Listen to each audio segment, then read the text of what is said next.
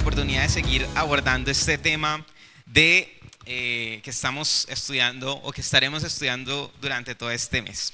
¿Cierto? Y antes de entrar en materia, me gustaría escuchar de algunos que han aprendido, ¿cierto? Hasta ahora sobre la amistad como el valor fundamental de una comunidad que bueno, debería reflejar a Cristo en muchas áreas y esta en particular, ¿cierto? En unidad, en la amistad, en la manera en que como nos relacionamos los unos con los otros. Así que la amistad, como ya se ha dicho, va mucho más allá que una celebración comercial anual, ¿cierto? Que ahorita empiezan en la calle las florecitas, los corazoncitos, los detallitos, ¿cierto? Entonces, claro, la gente aprovecha mucho, pero la amistad va más allá que eso y va más allá también del favor que necesito de alguien, es que este es mi amigo, entonces por eso lo llamo, por eso le escribo, por eso, porque él me resuelve, me soluciona. La amistad va más allá que eso, ¿cierto? Así que quiero escuchar qué han aprendido, qué han aplicado en estos días sobre la amistad. Al menos 2 personas valientes, 3 personas valientes que digan algo acerca de lo que hemos venido hablando este mes. Alejis. La amistad es para obedecer y hacer bien al otro. Muy bien. ¿Ya has aplicado eso esta semana? Sí. Has obedecido muy juiciosamente. Has hecho bien a otros. Sí. Qué bien. ¿Alguien más que se anima? Que no estamos solos, ¿cierto? La amistad es esa compañía que necesitamos en esos momentos de necesidad, en esos momentos. O sea, claro, va más allá del favor, ¿cierto? Pero obviamente uno cuenta con personas en momentos específicos también de la vida, ¿no? Y bueno, ¿alguien más? ¿Un último valiente? Para cuidarnos los unos a los otros. Muy bien. Lo más importante de todo esto y lo que vamos a aprender durante todo el mes es que lo apliquemos, realmente que lo vivamos, que lo experimentemos. Porque si nos quedamos solo con el creer, con el escuchar y el creer, y no llegamos al obedecer, al accionar, digamos que estamos perdiendo el tiempo. Listo, entonces, iglesia, esa es la motivación también, que podamos poner en práctica lo que aprendamos aquí sobre este tema tan valioso que es la amistad, que es la unidad, que es el compartir, que es la comunión los unos con los otros. Entonces, bueno, para los que sí ponen atención a los mensajes del pastor, que yo sé que no todos a veces ponemos atención, me meto ahí porque sí. Pero hoy estaremos reflexionando sobre un tema. ¿Cuál es el tema? Levanto tus manos, aunque no tengas fuerzas. Así es, y bueno, esta canción obviamente hace referencia, J se toca la mano, porque hace referencia a una canción muy, digamos, muy conocida, tradicional, que se ha cantado mucho en la iglesia, pero de una manera como tal vez invertida, si lo podemos ver, o en tercera persona, ¿no? Porque la canción dice, levanto mis manos, aunque no tenga fuerzas. Yo, ¿cierto? Pero hoy cantamos, levanto tus manos, aunque no tengas fuerzas. Y bueno, aunque la canción es lógica y teológicamente cuestionable, pero eso es otro tema para otro día. Pero sí, para los curiosos y para los que ponen atención, nos vamos a centrar en un pasaje que está en Éxodo 17, que precisamente pasa eso, ¿cierto? Pasa que alguien levanta las manos de otra persona porque no tenía fuerza. Y yo creo que resulta más lógico, porque si yo no tengo fuerzas, imposible levantar las manos, ¿cierto? Entonces necesito que alguien más me pueda ayudar a sostener, a levantar las manos en esos momentos de debilidad. Entonces, Éxodo 17 nos trae uno de los acontecimientos más importantes o importantes del pueblo de Israel justo después de que fueron liberados de Egipto. Entonces, vamos a hacer un recorrido, bueno, un recorrido en un panorama, ¿cierto? Para que lleguemos a este punto, entendamos bien. Entonces, el enfoque del libro de Éxodo es uno que habla de redención y salvación. ¿De qué habla el libro de Éxodo? De redención y salvación. Entonces, ¿por qué? Porque este libro nos relata cómo el Señor libera al pueblo de la esclavitud de Egipto, dando cumplimiento a la promesa que había hecho tiempo atrás Abraham, ¿cierto? Entonces, claro, está Génesis, está Éxodo, entonces es como también la continuación de alguna manera de la historia, ¿no? Y esa promesa, ese pacto que el Señor había hecho de bendecir a todas las familias de la tierra con su presencia, ¿sí?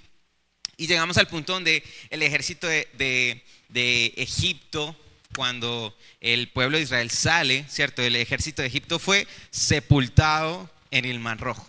Y hay celebración, hay júbilo, aparte Dios hace otros milagros más, ¿cierto?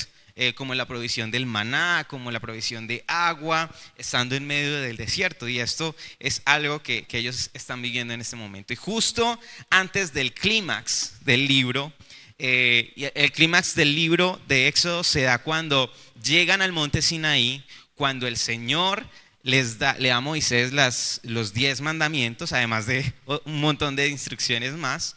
Pero ese es el punto clímax del libro, ¿cierto?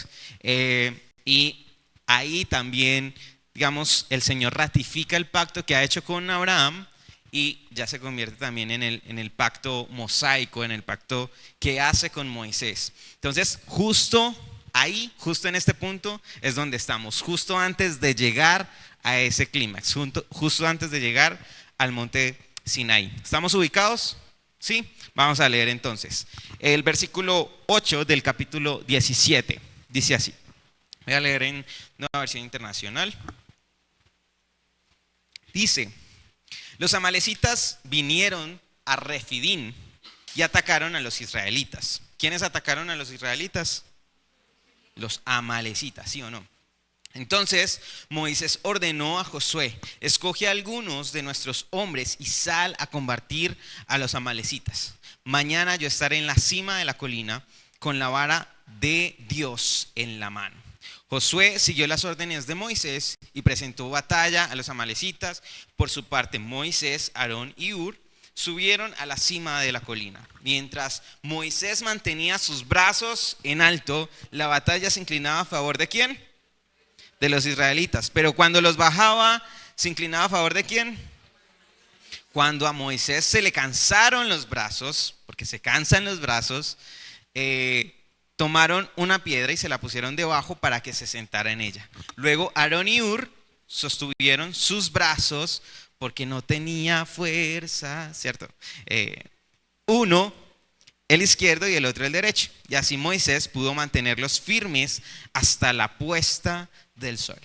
Fue así como Josué derrotó al ejército amalecita a filo de espada. Entonces el Señor dijo a Moisés: pon esto por escrito en un rollo para que se recuerde y que lo oiga bien Josué.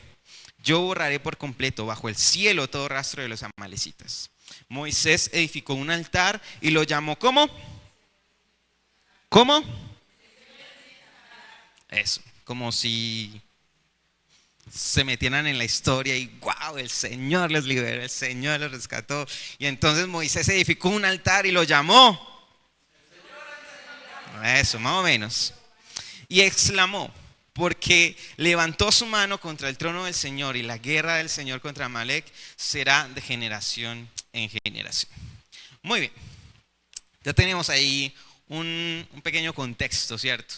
De cómo fue que llegaron a este punto de la historia, a este punto de su caminar después de salir de Egipto. Quiero que hagamos un pequeño ejercicio de observación del pasaje, que es una de las cosas que debemos hacer cada vez que nos acercamos también a la palabra del Señor. Entonces, lo primero que podemos observar es que el pueblo estaba en medio del desierto, ¿sí o no? Estaba en medio del desierto. Entonces ya les conté que recién pasaron el Mar Rojo, estaban yendo del desierto de Sin al desierto de Sinaí. Entonces ahí en ese caminar fue donde estaban. Y estaban igual todavía en el desierto. Y una de las paradas justo antes del monte Sinaí, llegaron ahí a un lugar que ¿cómo es que se llamaba? Refidín. Refidín. Listo. Entonces, esa parada, ese lugar se llamaba Refidín. ¿Saben qué significa Refidín? ¿No? ¿Saben qué significa? Significa lugar de descanso. Imagínense.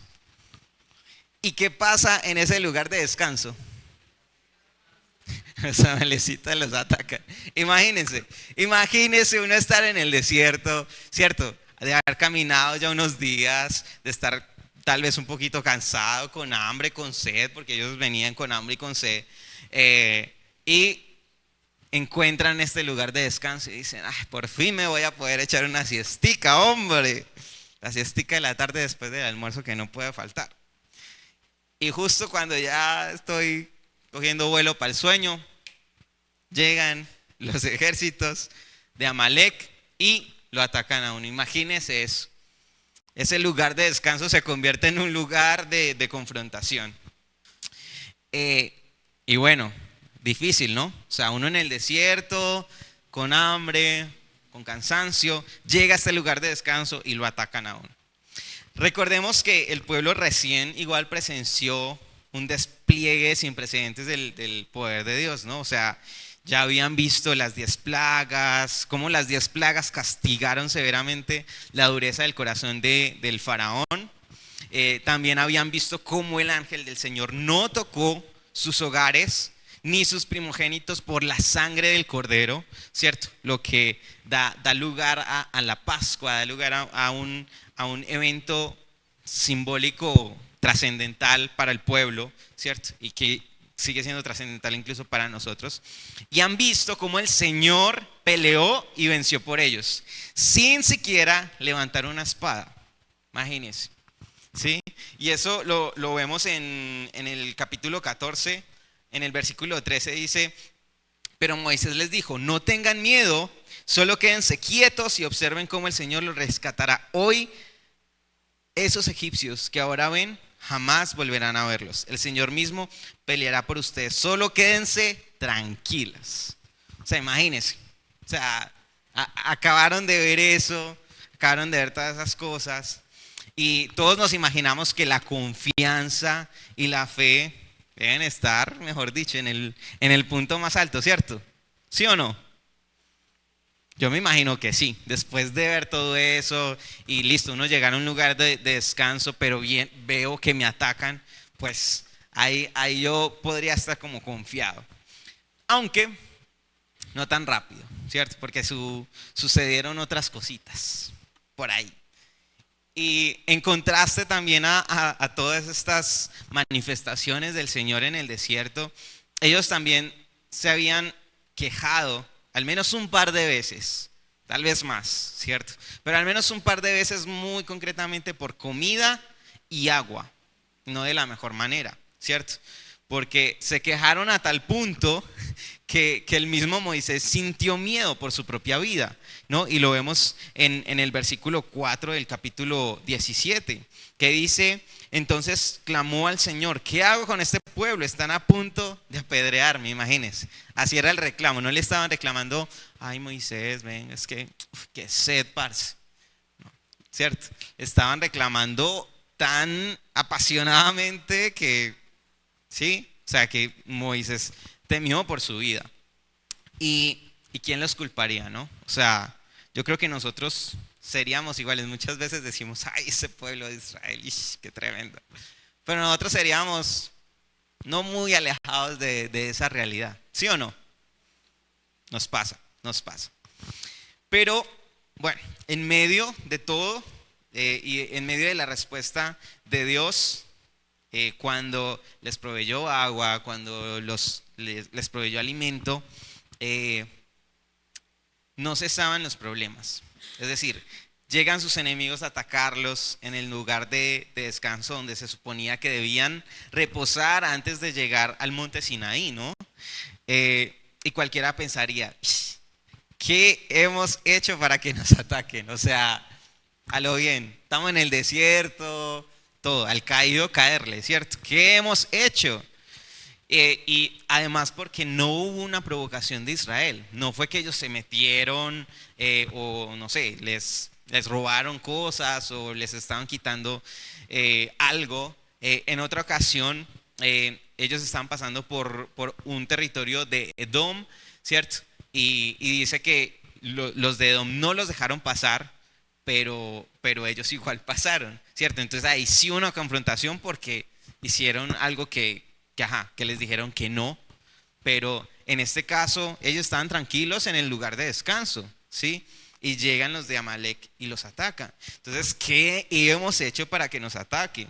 Y también uno pensaría, no se supone que el Señor está cumpliendo su promesa, no se supone que nos está guiando, ¿no? Se supone que justo saliendo de Egipto, el Señor manifestó la manera en cómo los guiaría, ¿sí?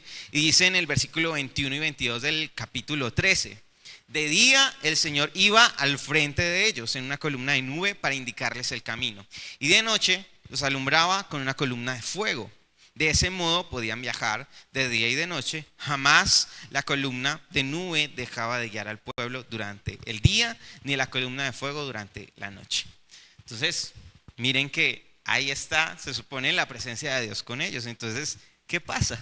¿Por qué la nube no hizo como alguna señal de cuidado, alerta, ¿sí? Cuando los iban a atacar? Y aquí quiero que reflexionemos en algo. Y es que el pueblo sí estaba siendo guiado por Dios. Sí estaba obedeciendo lo que Dios les había dicho. Pero aún así no dejaron de llegar situaciones difíciles, como el hambre, la sed, la angustia y los ataques que enfrentaron. Porque estar en la voluntad de Dios no siempre es fácil.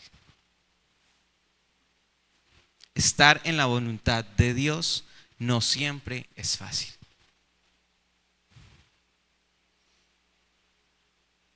Y yo sé que esto no es nuevo, que tal vez lo hemos escuchado un poquito más de lo que se supone que tal vez deberíamos, ¿no? Porque la vida cristiana es lo mejor y es lo mejor, ¿sí?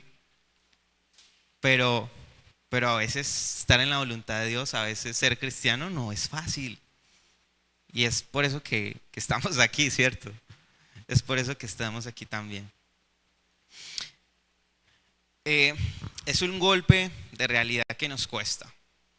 Puede que seamos los que más oremos, los que más leamos la Biblia y estemos más conectados con el Señor, pero no nos hace exentos, no nos libra, gracias pastora, no nos libra de situaciones difíciles. Y lo digo porque yo también y mi esposa hemos pasado por momentos difíciles. Y personalmente, mi vida completa, pues sí, desde muy pequeño yo he escuchado y he recibido el Evangelio y he creído en el Evangelio, he tomado esa decisión por Jesús. Pero déjeme decirle que no es fácil. Y estar en la voluntad de Dios no siempre es fácil.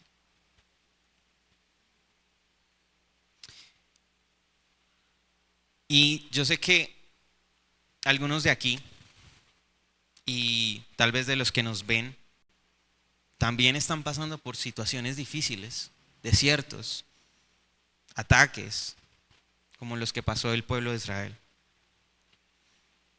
Pero eso no quiere decir que estemos fuera de la voluntad de Dios. Y es difícil porque a veces uno por más que trata de entender, no entiende. Y no nos corresponde a veces entender, hermanos. A veces necesitamos descansar en el Señor y confiar en Él, que no es fácil. Pero la voluntad de Dios trae consigo los procesos de Dios.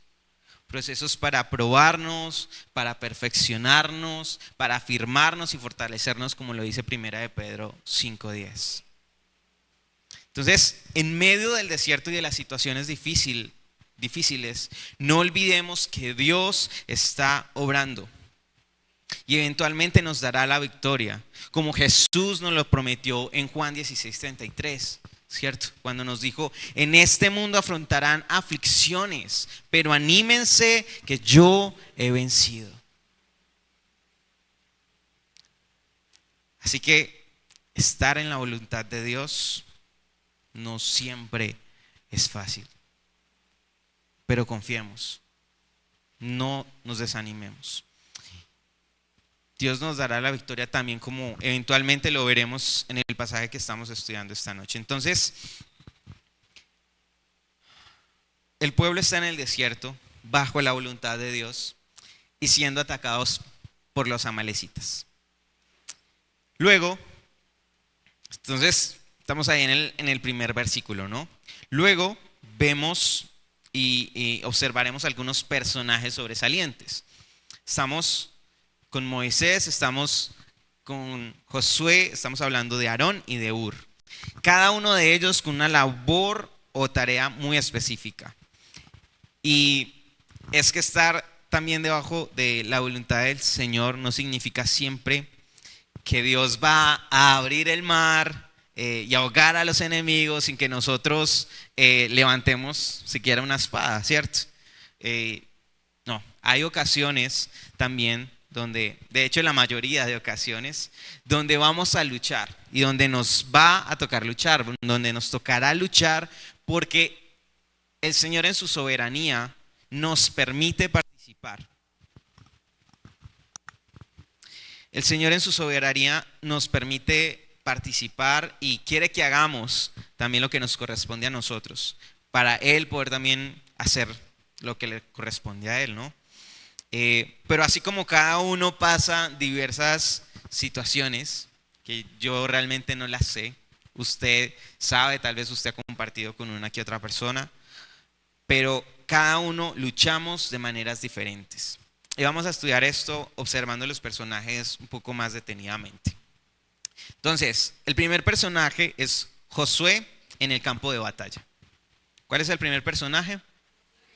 Josué en el campo de batalla. Entonces vamos a ver a los personajes con lugares, ¿cierto? Además, pues vamos a estudiar un poquito la función que estaban haciendo en ese lugar. Entonces, Josué en el campo de batalla. Los versículos 9 y 10 dicen: entonces Moisés ordenó a Josué: escoge algunos de nuestros hombres y sal a combatir a los amalecitas. Mañana yo estaré en la colina con la vara de Dios en la mano. Josué siguió las órdenes de Moisés y presentó batalla a los amalecitas. Entonces, nuestro primer personaje es Josué y está en el campo de batalla. Entonces, aquí vemos cómo Moisés da instrucciones a Josué para organizar el ejército, salir a pelear, defenderse, ¿cierto? Y si no estoy mal, es la primera vez también que se menciona a Josué creo que en toda la Biblia, tal vez, ¿cierto? O al menos aquí en esta sección de Éxodo. Y se menciona a Josué en especial como esa persona de tanta confianza y autoridad como para dirigir el ejército, para que Moisés le dé esa instrucción de dirigir al ejército. Y es curioso porque yo pensaba, ¿cómo van a pelear? O sea, esta gente eran todos esclavos, o sea, ¿de dónde iban a sacar armas? ¿Cierto? O sea, ¿verdad? Pongámonos en los zapatos de ellos. Acaban de salir de una tierra donde eran esclavos, ¿sí? Salieron ricos, sí, pero no creo que los hayan dotado pues con armas, con un ejército, ¿cierto? Sí, ni siquiera a punta de piedra porque estaban en el desierto, imagínense, tirándole arena a los ojos. Pero entonces, ¿cómo iban a pelear? O sea, ¿de dónde iban a sacar armas, escudos? O sea, lo necesario para una batalla. Iban a enfrentarse a un ejército, o sea, que igual, ¿qué posibilidades que tenían ante un pueblo? O sea, ¿qué probabilidades habían de ganar ante un ejército súper armado, súper preparado, que estaba bien dotado y que además tenía la intención de enfrentarse a ellos, ¿cierto? Entonces, imagínense esa situación. Pero los versículos 17 y 18 del capítulo 13 nos dan la respuesta. Entonces yo me preguntaba esto y yo, ¿cómo hicieron? ¿Cómo hicieron? Pero claro, yendo un poquito atrás, ahí encontramos la respuesta. Entonces dice el versículo 17 del capítulo 13. Cuando el faraón dejó salir a los israelitas, Dios no los llevó por el camino que atraviesa la tierra de los filisteos. ¿Qué era el qué? El más corto, ¿cierto? Pues pensó, si se le presentara batalla, podrían cambiar de idea y regresar a Egipto. Por eso Dios les hizo dar un rodeo por el camino del desierto en dirección al Mar Rojo, y los israelitas salieron de Egipto en formación ¿de qué? De combate. La Nueva Traducción Viviente dice, así los israelitas salieron de Egipto como un ejército preparado para la batalla. Ahí tenemos la respuesta, ¿no? Y Dios ya los había preparado. Al salir de Egipto, Dios los había preparado. Y cuando estamos en la voluntad de Dios, Él nos prepara. Aunque pensemos tal vez que en un momento no estamos preparados, no tenemos lo necesario, pues sí tenían lo necesario. Dios los había preparado. Ellos habían salido como un ejército listo incluso para una batalla, para una guerra. Y no solo, Él nos prepara no solo para el desierto, sino también para esas batallas, esas luchas que enfrentamos. Confiemos que Dios nos ha preparado o nos está preparando para esa batalla que necesitamos o que estamos enfrentando, para esas luchas las que estamos enfrentando. Amén. Entonces, Josué en el campo de batalla estaba luchando. Yo creía que no tenía lo necesario, pero resulta que sí, que Dios lo había preparado para enfrentarse a ese ejército. Ahora, Moisés en la colina. Entonces, el primero, Josué en el campo de batalla. El segundo, Moisés en la colina. Los versículos, en la segunda parte del versículo 10, dice, por su parte, Moisés, Aarón y Hur subieron a la cima de la colina. Mientras Moisés mantenía los brazos en alto, la batalla se inclinaba a favor de los israelitas, pero cuando los bajaba, se inclinaba en favor de los amalecitas. Y podríamos pensar que Moisés escogió la parte más fácil, ¿no? O sea, claro, Josué, vaya a pelear, hermano. Yo me voy para la colina, yo me voy para la montañita, y podríamos pensar que Moisés escogió la parte más fácil, ¿no? Porque no estaba en el campo de batalla, tal vez no se ensució, no lo lastimaron, no corrió el riesgo de perder su vida en batalla, en esa batalla cuerpo a cuerpo que sí estaba luchando Josué.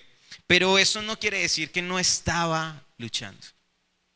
Aunque no estaba en el campo de batalla, no quiere decir que no estaba luchando. Él estaba en la colina. Lo que Moisés hizo fue realmente tan importante como estar en el campo de batalla. Y podríamos decir que un poquito más, ¿cierto? Porque esto fue un factor determinante en el desarrollo de la batalla, ¿cierto? Porque cuando Moisés tenía los brazos en alto, la batalla se inclinaba hacia los de Israel. Y cuando los bajaba, hacia los amalecitas, ¿cierto? Entonces miren que era un factor determinante en la batalla. Ahora bien, quiero aclarar con la orientación del teólogo acá presente, ¿no? Que nadie le dijo a Moisés que tenía que eso era lo que tenía que hacer para ganar la batalla, ¿cierto? A él nadie, una voz del cielo le dijo, ay, sube a la colina y levanta, ¿cierto? Eso, al menos en la Biblia no lo dice, ¿cierto? Entonces no nos vamos a meter en cosas que la Biblia no dice. Entonces, eso por un lado, y digamos, además de esto era la vara de Dios, como lo llamaba Moisés, que tampoco fue una herramienta mágica, ¿cierto? Es decir, la vara de Dios, ¿cierto? Como la llamaba Moisés, fue una herramienta que el Señor usó, ¿sí? Usó para convertir el río Nilo en sangre, ¿cierto? Para abrir el mar, para una serie de cosas, ¿no? El que se convirtió en serpiente y demás.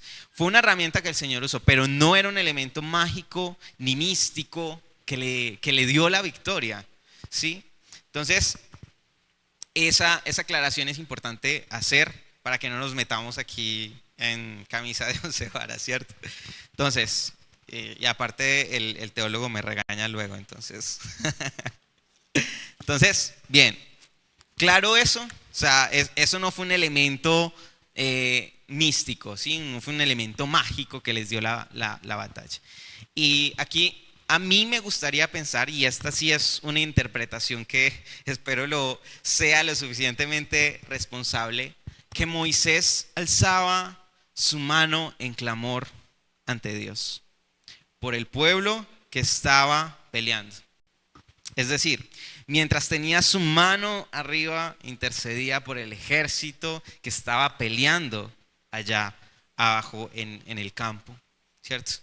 Pero también mostraba ese respaldo y ese apoyo que su líder les brindaba, dándoles como esa moral en medio de la batalla, ¿no? Y aquí podemos traer muchas, tal vez, películas y escenas de batallas, ¿no? Corazón Valiente, los gritos de lucha, los gritos de moral, ¿cierto? Que animaban a los otros, a parte del ejército, a luchar mucho más aguerridamente.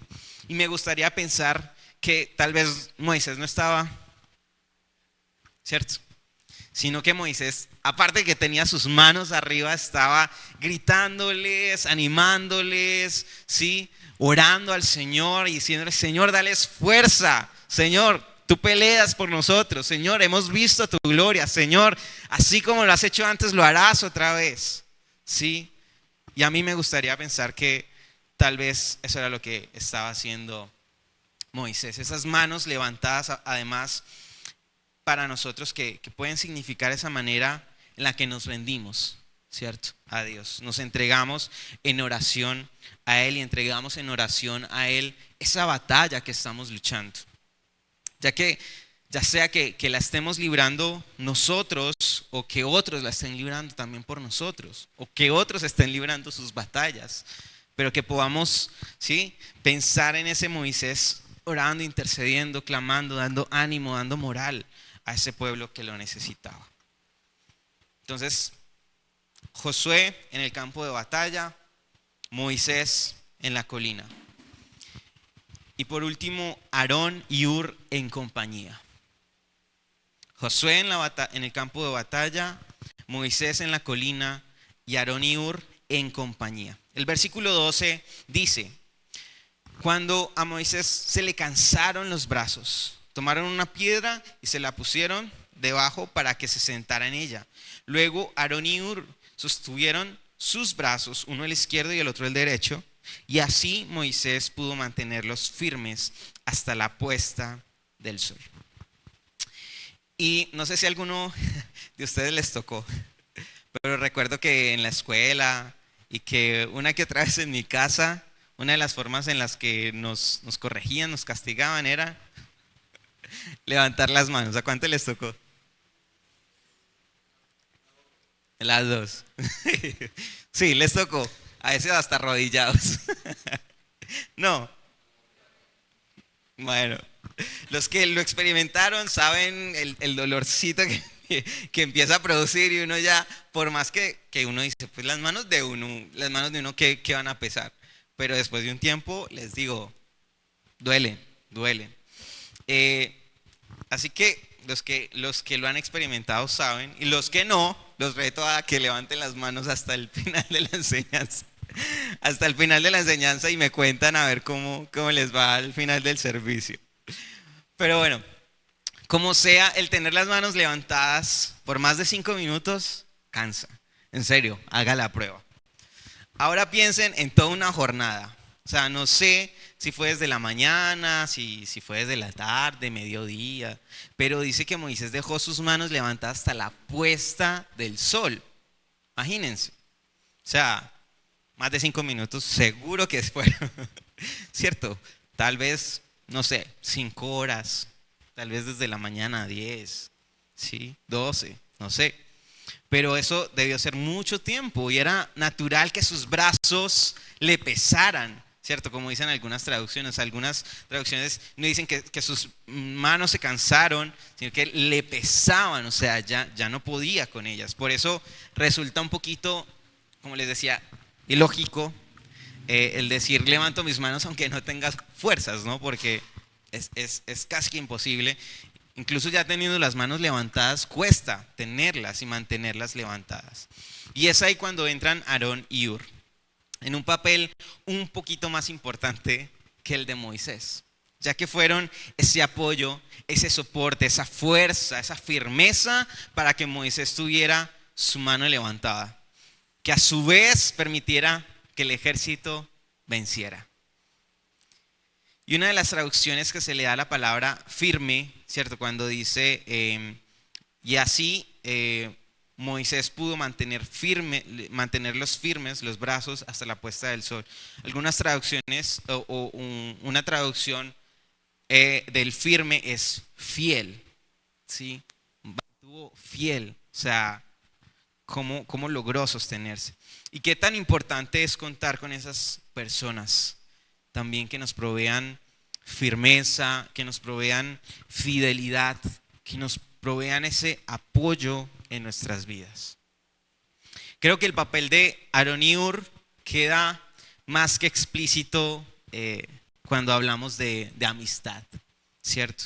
Cuando hablamos de la familia que somos en Cristo, cuando vemos a aquellas personas que Dios ha puesto a nuestro lado como ese apoyo.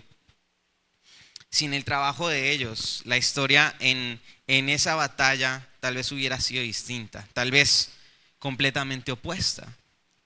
Sin Aarón y Hur, Moisés se hubiera cansado muy pronto en la batalla, hubiera bajado sus brazos y el ejército hubiera sido derrotado por los amalecitas.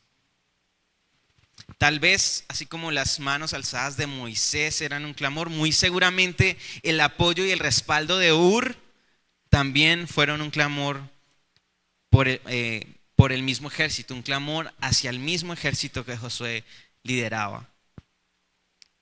Igual que Moisés, yo no me imagino a Aarón y a Hur simplemente, Moisés ya, también me estoy cansando, ¿qué más sostener mi mano? Yo no me los imagino así, también me los imagino. Vamos, ánimo Moisés, sí se puede, vamos a resistir, estamos ganando, estamos peleando, estamos venciendo en el nombre del Señor. Y ese es el clamor. Al fin y al cabo, ninguno de ellos, ni Josué, ni Moisés, ni siquiera Aarón y Hur, ¿cierto? Ninguno hubiera logrado la victoria por su cuenta, ninguno hubiera logrado la victoria solos. Mis hermanos, si queremos salir victoriosos del desierto, no lo podemos hacer solos. Cada uno tiene sus luchas y su papel en esta batalla, pero debemos reconocer que necesitamos de otros para salir adelante. Personas de confianza. Y Jair nos mencionaba esto, ¿cierto? Personas cercanas. Aarón era hermano de Moisés y Hur, según la tradición, era su cuñado, el esposo de su hermana María. Eran personas cercanas, eran personas con las que Moisés se sentía en confianza, se sentía respaldado, acompañado, que sabía que no lo iban a dejar, que sabía que iban a estar ahí apoyándolo. Y yo no sé usted, pero eso también nos pone a pensar qué tipo de relaciones estamos construyendo aquí dentro de la iglesia. Son relaciones profundas, son relaciones base de confianza, son relaciones, el pastor mencionaba algo muy importante el domingo, que era relaciones que reflejen a Jesús. O sea, que digan, esta es una amistad, este es un amigo, el mejor amigo que pueda tener, porque es un amigo como Jesús. Es un amigo que refleja a Jesús, que ama como Jesús, que acompaña como Jesús. Estamos siendo esa clase de amigos, estamos siendo esa clase de apoyo para las personas a nuestro alrededor. fue la manera en la que Jesús nos enseñó. Y saben algo, esto es lo más bonito y es casi un reflejo. Y es que Jesús, tal vez como Moisés, levantó su voz por el ejército. Jesús ya oró por ti y por mí. Jesús ya levantó sus manos en rendición. Jesús levantó sus manos en entrega por nosotros. Y no solo las levantó, las extendió. Y por eso podemos llamarlo nuestro estandarte. Como dice Éxodo, el Señor es mi estandarte, Jehová Nisi. Porque Él es nuestro estandarte, Él es quien se para y está ahí animándonos. Además tenemos al Espíritu Santo, que también es como ese Aarón, como ese Hur, que nos brinda ese apoyo, que nos recuerda las cosas que Dios nos habla, que intercede por nosotros, ¿cierto? Como lo dice también su palabra. Quiero terminar precisamente con la oración de Jesús en Juan 17. Juan capítulo 17, versículo 20. Dice: no os ruego solo por estos, ruego también por los que han de creer en mí por el mensaje de ellos. Esos somos nosotros. El Señor oró por ti y por mí. Para que todos sean ¿qué? Para que todos sean ¿qué? Uno. Padre, así como tú estás en mí y yo en ti, permite que ellos también estén en nosotros para que el mundo crea que tú me has enviado. Yo les he dado la gloria que me diste, para que sean uno. Así como nosotros somos uno, yo en ellos y tú en mí. Permite que alcancen ¿qué? Wow. No solo unidad. Permite que alcancen, díganlo iglesia, díganlo, la perfección en la unidad. ¿Para qué? Para que el mundo reconozca que tú me enviaste y que los has amado a ellos tal como me has amado a mí.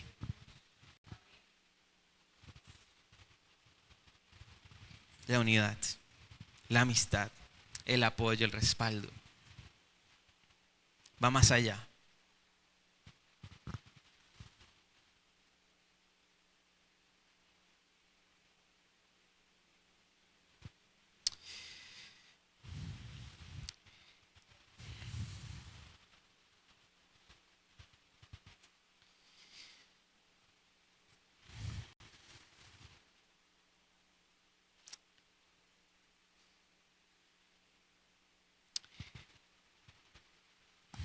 Es un tema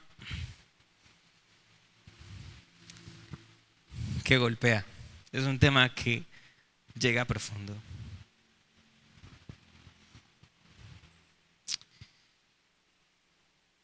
Porque como cristianos nos creemos a veces súper cristianos, súper poderosos, ¿no? Que podemos hacerlo todo solos. Que no importa el que está al lado.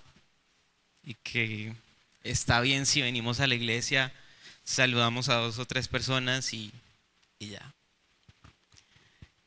Pero hermanos, y leía, recordaba una enseñanza que nos dio Josué en algún momento, y es justamente eso lo que nos golpea, ¿cierto? El creer que todo está bien, el creer que, el conformarnos con estar aquí y no preocuparnos por conocer al otro, por orar por el otro, por realmente ser iglesia, ser esa familia, ser ese apoyo para el que está necesitado. Y tal vez algunos o muchos de nosotros nos hemos sentido solos, nos hemos sentido desamparados.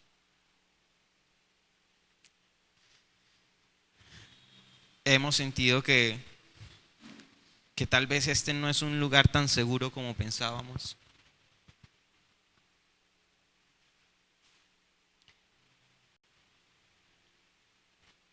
Pero de verdad que esta sea una invitación para hacer de este lugar un lugar seguro, un lugar para confiar, un lugar para apoyarnos unos a otros, un lugar para orar unos por otros, a demostrar esa perfección en la unidad, para que el mundo reconozca al Señor Jesús. Que hoy podamos entender, que hoy podamos no solo entender la unidad por la que pidió Jesús, sino que experimentemos de verdad, iglesia, que veamos en medio nuestro, que veamos esa unidad en medio nuestro. No importa que estemos en el campo de batalla o en la colina, que siempre podamos ser capaces de ser esa compañía y ese apoyo para nuestros hermanos, para nuestros amigos. Que podamos levantar las manos de otros cuando no tengan fuerzas y que podamos también buscar a otros que levanten nuestras manos cuando no tengamos fuerzas. Es lo que necesitamos. Es lo que el Señor nos está pidiendo y lo que el Señor yo sé que nos está hablando muy fuertemente, muy profundamente como iglesia. Y quiero tomar estos 5 o 10 minutos que ya quedan para que tome un tiempo y acérquese a una persona de confianza. Yo sé que aquí tal vez no todos nos conocemos o no todos tenemos una relación profunda, pero tal vez hay unos con los que tal vez tenemos más afinidad, un poquito más, o confianza para contar esa batalla y para orar por esa batalla en esta hora.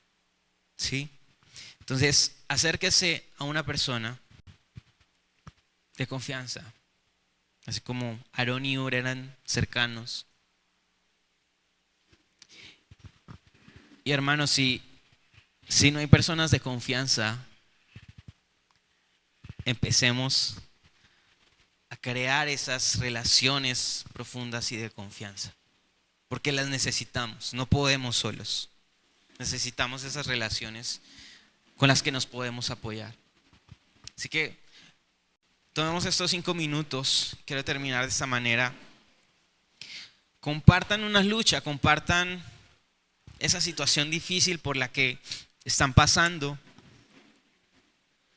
y simplemente oremos el uno por el otro, apoyémonos, levantemos las manos de la otra persona. Amén. Y hay algo que tal vez se me pasó ahorita, y es no solo quedarnos en vamos hermano, ánimo que usted puede, porque a veces no solo necesitamos las palabras, ¿cierto? Necesitamos las acciones que digan, ánimo hermano, yo estoy aquí, ánimo hermano que yo oro por ti, ánimo hermano que estoy aquí para ayudarte. Amén. Entonces no nos quedemos solo en las palabras, accionemos ese amor, accionemos esa unidad y que el Señor nos ayude. Señor, te damos gracias por esta noche, gracias por tu palabra, gracias Señor Jesús por esta experiencia que vivieron estos hombres, el pueblo tuyo Señor Jesús, que nos enseña Dios a levantar las manos de otros Señor Jesús cuando no tengan fuerzas. Señor, gracias porque sabemos que realmente es tu deseo ver esa perfección en la unidad en nosotros como iglesia, en nosotros como cuerpo tuyo, como representantes tuyos aquí en la tierra, Señor Jesús.